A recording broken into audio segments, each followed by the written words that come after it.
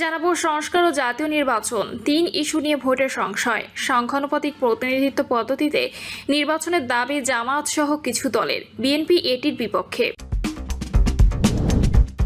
Missile সঙ্গে রাখলেও আমি আপনি নিরাপদ নই, বললেন আসিফ মাহমুদ।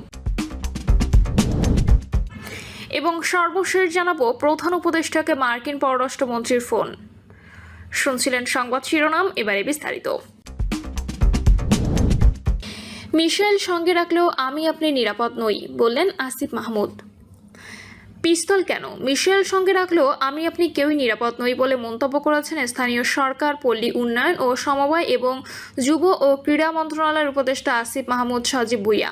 আসিফ লিখেছেন, গতকালকের ঘটনায় এটা বুঝতে পারলাম যে পিস্তল কেন, মিসাইল সাথে রাখলেও আমি আপনি কেউই নিরাপদ নই। তিনি বলেন, যেভাবে মুহূর্তের মধ্যে দেশের প্রধান ইন্টারন্যাশনাল এয়ারপোর্টের সিসিটিভি ফুটেজ এজেন্সির মাধ্যমে বিদেশে অবস্থানরত কারো হাতে পৌঁছে গেল তা রীতিমতো ভয়ঙ্কর। এরা চাইলে যে কোনো দেশি বা বিদেশি সন্ত্রাসী গোষ্ঠী, গুপ্ত হত্যাকারী কিংবা বিদেশি গোয়েন্দা সংস্থার কাছে আমাদের real time location, schedule, sensitive information সহ অর্থ কিংবা স্বার্থের বিনিময়ে যে কোনো কিছু পাচার করে দিতে পারে। এই উপদেষ্টা বলেন, আমি সরকারের কাছে আমার সাথেই যদি এমন ঘটনা ঘটতে পারে তাহলে সাধারণ নাগরিকদের জন্য পরিস্থিতি কতটা ভয়াবহ হতে পারে তা সহজেই বোঝা যায়। এই তথ্য সন্ত্রাসীদের শাস্তি বাকি। তিনি বলেন, যাদের দায়িত্ব শত্রুর উপর নজরদারি করে আমাদের জাতীয় নিরাপত্তা নিশ্চিত করা, তারা এখন নিজেদের সব শক্তি ও জনগণের অর্থ ব্যয় করছে দেশের নাগরিকদের উপর নজরদারিতে। টার্গেটের চরিত্র হননি, লেজিট কিছু না পেয়ে উদ্ভট ও হাস্যকর বিষয় নিয়ে আক্রমণ করছে। দুর্ভাগ্যজনকভাবে গণঅভ্যুত্থানের কিছু তথাকথিত অংশীজন ও হাসিন পুত্রের বক্তব্যে এখন আর কোনো পার্থক্য থাকছে না। তবে আশার কথা হলো, বাংলাদেশের জনগণ এখন পূর্বে যে কোনো সময় থেকে বেশি সচেতন। গণঅভ্যুত্থানের নেতৃত্বের সাথে অনাকাঙ্ক্ষিত কিছু ঘটলে কারা ঘটিয়েছে তা কারোর বোঝার বাকি থাকার কথা না, যোগ করেন আসিফ মাহমুদ। সংস্কার ও জাতীয় নির্বাচন, ৩ ইস্যু নিয়ে ভোটের সংশয়, সংখ্যানুপাতিক প্রতিনিধিত্ব পদ্ধতিতে নির্বাচনের দাবি জামায়াত সহ সবকিছুর। সংস্কার ও জাতীয় নির্বাচন, ৩ ইস্যু নিয়ে ভোটে সংশয়, সংখ্যানুপাতিক প্রতিনিধিত্ব পদ্ধতিতে নির্বাচনের দাবি জামায়াত সহ কিছু দলের, বিএনপি এটির বিপক্ষে। সংসদ নির্বাচন আগে নাকি স্থানীয় সরকার নির্বাচন আগে, এ নিয়েও বিভক্তি। লক্ষ্যে রাজনৈতিক দলসহ অংশীজনদের সঙ্গে আলোচনা চালিয়ে যাচ্ছে অন্তর্বর্তী সরকার ও জাতীয় ঐক্যমত্য কমিশন। তবে এখনো পর্যন্ত মৌলিক কিছু বিষয়ে রাজনৈতিক ঐক্যমত্য প্রতিষ্ঠায় হিমশিম খাচ্ছে কমিশন। মোটা দাগে ৩ বিষয়ে ঝুলে আছে আলোচনা। বিষয়গুলোর সমাধান না হলে আগামী ফেব্রুয়ারির প্রথমার্ধে জাতীয় নির্বাচন অনুষ্ঠান নিয়ে সংশয় কাটছে না। কখনো নেপথ্যে, কখনো আনুষ্ঠানিক সংলাপে যেটুকু প্রকাশ্যে আনা হয়েছে তাতে এটা পরিষ্কার যে কি কি যোগাযন্ত্র করে কিভাবে এবং ঠিক কখন জাতীয় নির্বাচন করা যাবে সে বিষয়ে রাজনৈতিক দলগুলোর মধ্যে বেশ দূরত্ব রয়ে গেছে। এই দূরত্ব থাকার বিষয়টি স্বীকারও করেছেন জাতীয় ঐক্যমত্য কমিশনের সহসভাপতি অধ্যাপক আলী রিয়াজ। দ্বিতীয় ধাপের সংলাপের ৭ম দিন গতকাল তিনি বলেন, বিভিন্ন বিষয়ে অগ্রগতি হলেও সত্যি কথা হচ্ছে, আশাব্যঞ্জক অগ্রগতির দিকে আমরা খানিকটা পিছিয়ে আছি। বিএনপি ও সমমনা দলগুলো, জামায়াত ইসলামীর আন্দোলন, জাতীয় নাগরিক পার্টি সহ মাঠে সক্রিয় দলগুলোর সাম্প্রতিক বক্তব্যে এটা পরিষ্কার যে আইনসভা গঠন প্রক্রিয়া সহ বিভিন্ন বিষয়ে দলগুলো কমপক্ষে 2টি ভাগে বিভক্ত হয়ে গেছে। বিএনপি ও সমমনা দলগুলো আগে জাতীয় নির্বাচন চায়, অন্যদিকে জামায়াত ইসলামী, ইসলামী আন্দোলন ও এনসিপি চায় আগে স্থানীয় সরকার নির্বাচন। তারা মনে করছে ইউনিয়ন ও উপজেলা পরিষদ, সিটি কর্পোরেশন ও পৌরসভা নির্বাচনের দল 3টির ভালো করার সুযোগ আছে। এতে বিএনপি এককভাবে জাতীয় নির্বাচনে নিরঙ্কুশ ফল পেতে পারে, এমন ধারণা ভুল প্রমাণ করা যেতে পারে। এর বাইরে নির্বাচন কমিশন ও মাঠ প্রশাসনের অবস্থাও যাচাই করা যেতে পারে। আইনসভায় দলগুলোকে প্রতিনিধিত্বকারী সদস্যরা কী প্রক্রিয়ায় নির্বাচিত হবেন তা নিয়েও আছে মতভেদ।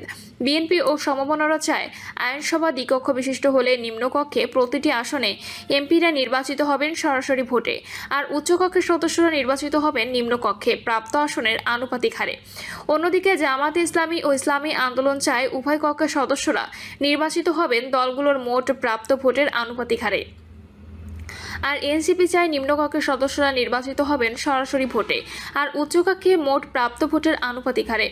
আগে স্থানীয় সরকারের প্রতিষ্ঠানগুলো নির্বাচন করার পর আনুপাতিক হারের বিধানের আওতায় আইনসভা নির্বাচন করা গেলে উভয় কক্ষে জামাত ইসলামী, ইসলামী আন্দোলন ও এনসিপির সদস্য সংখ্যা সরাসরি ভোটে নির্বাচনে জিতে আসা সদস্যের তুলনায় বেশি হতে পারে এমন আশাবাদ আছে এই তিন দলে। জাতীয় সংসদ নির্বাচনের আগে স্থানীয় সরকার নির্বাচন ও আইনসভার সংখ্যানুপাতিক প্রতিনিধিত্বের দাবিটি গত শুক্রবার ঢাকায় এক সমাবেশে জোরালোভাবে তুলেছে সংশ্লিষ্ট দলগুলো। ইসলামী আন্দোলনের আয়োজনে রাজধানীর সোহরাওয়ার্দী উদ্যানের সমাবেশে জামাত ইসলামী, এনসিপি সহ সমমনারা এ দাবি তোলে। এই দাবির বিরুদ্ধে অবস্থান থাকায় বিএনপি ও তার সমমনাদের সেখানে আমন্ত্রণ করা হয়নি। জামায়াতে ইসলামীর আমির ডক্টর শফিকুর রহমান মনে করেন, জাতীয় সংসদ নির্বাচনের আগে স্থানীয় সরকার নির্বাচন হওয়া উচিত। এতে নির্বাচন কমিশনের বিশ্বাসযোগ্যতা ও দক্ষতা যাচাই করা যাবে। সিলেটে এক অনুষ্ঠানে তিনি কথা বলেন। তবে আগামী জাতীয় নির্বাচনের আগে আদালতের মাধ্যমে জুলাই হত্যাযজ্ঞের কিছু অভিযোগের নিষ্পত্তি করা এবং পরবর্তী জাতীয় নির্বাচন তত্ত্বাবধায়ক সরকারের অধীনে করার বাধ্যবাধকতা সংবিধানে ফিরিয়ে আনার বিষয়ে প্রায় সব দল একমত হয়েছে। চলতি জুনের মধ্যে মৌলিক বিষয়গুলো ঐক্যমত্যে পৌঁছাতে গেলে সরকারের প্রতিশ্রুতি অনুযায়ী আগামী মাসের শুরুর দিকে জুলাই সনদ অথবা জুলাই ঘোষণাপত্রের একটি দেওয়া যেতে পারে এমন আশা দেখিয়েছিল সরকার। বাস্তবে অনেক বিষয়ে দলগুলোর অনড় অবস্থানের ফলে জুলাই সনদ নিয়েও আশঙ্কা দেখা দিয়েছে। আগামী 16 জুলাই আবু সাইদের মৃত্যুবার্ষিকীতে জুলাই সনদ সইয়ে আশা ছিল ঐক্যমত্য কমিশনের, কিন্তু এটি সেদিনই সম্ভব নাও হতে পারে বলে জানিয়েছেন কমিশনের সহসভাপতি আলী রিয়াজ। দলগুলো নিজ নিজ অবস্থান থেকে বিভিন্ন দাবি জানানো এবং সরকারের ওপর চাপ তৈরির কৌশল নিলেও মোহাম্মদ ইউনূস ঠিক কী করতে যাচ্ছেন সে বিষয়ে প্রশ্ন আছে প্রায় সব মহলে।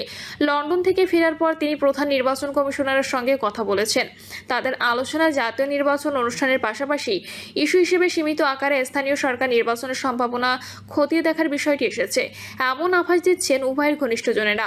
এই কারণে প্রধান উপদেষ্টার সঙ্গে সিইসির আলোচনার বিষয়গুলো প্রকাশ করার দাবি জানিয়েছে বিএনপি।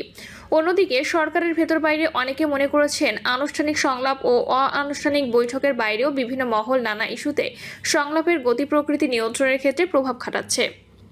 এতে করে ঐক্যমত্যে পৌঁছানোর চেষ্টায় গতি আনা যাচ্ছে না। জাতীয় সংসদ ও স্থানীয় সরকার নির্বাচনের কোনটি আগে হবে, সংসদে প্রতিনিধিত্ব কিভাবে নির্ণীত হবে, জুলাই সনদ হবে কিনা, এসব নিয়ে আলোচনার মধ্যেই আরেকটি বিষয় বেশ জোরালোভাবে সামনে এসেছে।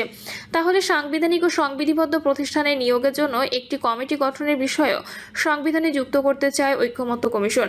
কমিশনের এ প্রস্তাব সমর্থন করছে জামাত ইসলামী, ইসলামী আন্দোলন, এনসিপি সহ কয়েকটি দল। তবে এই ধরনের কমিটি গঠনকে নির্বাহী বিভাগের হাত পা বেঁধে দেওয়া শামিল বলে মনে করে বিএনপি। বিএনপির কারণে মৌলিক সংস্কার আটকে আছে বলেও অভিযোগ করেন এনসিপির সদস্য সচিব আক্তার হোসেন। প্রতিনিধি দলে নেতৃত্ব দিচ্ছেন দলের স্থায়ী কমিটির সদস্য সালাউদ্দিন আহমদ। তিনি গতকাল বলেন, ঐক্যমত্য কিভাবে কোন প্রক্রিয়া হবে তা ঠিক করতে হবে। যেসব বিষয়ে ঐক্যমত্য হবে সেসব বিষয়ে সনদে আনা যেতে পারে, যেগুলোতে হবে না সেগুলো এখন বাস্তবায়ন হবে না। ঐক্যমত্য কমিশনের দেওয়া সব প্রস্তাব এখনই মানতে হবে, সে ধারণা থেকে বের হওয়ার তাগিদও দেন তিনি। সাংবিধানিক পদগুলোতে নিয়োগের জন্য সার্চ কমিটি গঠন সংক্রান্ত সংবিধানে যুক্ত করার বিষয়টি গতকালের সংলাপে তুলে ধরেন জামায়াতে নায়েবে আমির ডক্টর সৈয়দ আব্দুল্লাহ মোহাম্মদ তাহের।